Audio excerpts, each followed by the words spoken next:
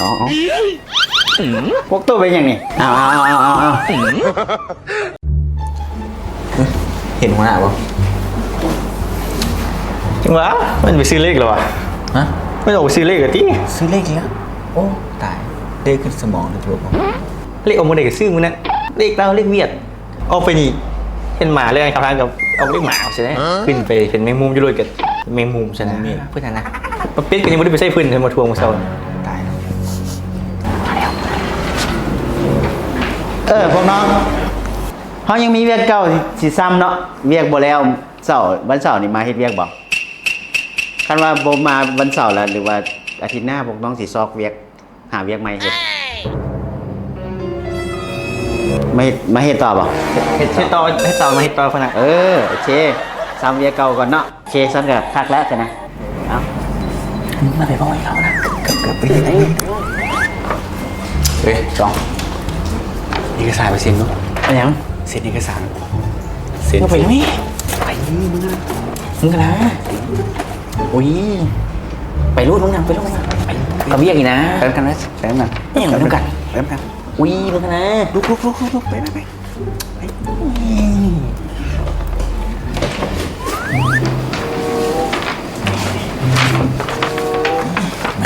สวัสดีคณะ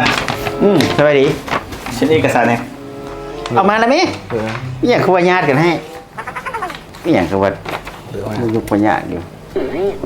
น่าสงสัยได้นี่เอกสารอย่างนี้ต้องเฮ้ยอย่างนี้เอกสารอย่างนี้เบิกตายเลยเอกสารอย่างโอนน้ำดื่มเบิกน้ำดื่มพันตุกเฮ้ยพันตุก100 ตุกขนาดพี่โอ้เขาเรียกว่าพันตุกเอาไปให้อย่างพันตุกนะว่าพิษเอกสารใบเดียวนี้มา2 คนพุ่นนะ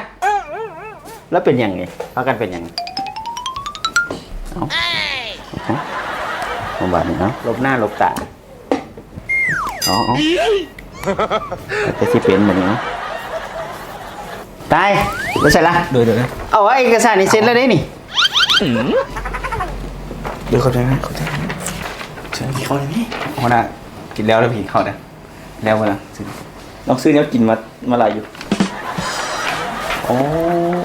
เอาระวังตามประตูเด้อเตะสุดจัดเลยอย่างนั้นน่าสงสัยเลยตัวนี้กินหัวหน้าให้หัวหน้ากินก่อนบัวไฟยากกระแดกหัวหน้านะเอาเลยตอนนี้แซ่บเลย5นี่สุดยอดเลยหัวหน้าใส่มาเพื่อนหัวหน้าเลยเอามากินก่อนหัวหน้าน่าสงสัยหัวหน้าครับเข็นเข้าเด้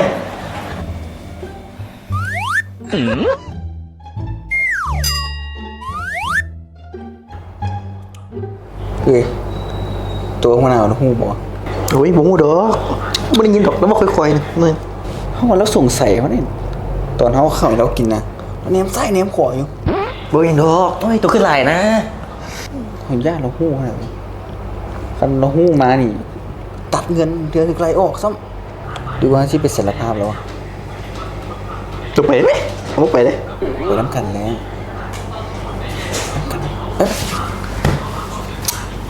ถือไกลออกมายากเลยตัดเงินตัดอย่างนี้นะโอ้ยไปซะได้ไหมกูสบายใจว่ะ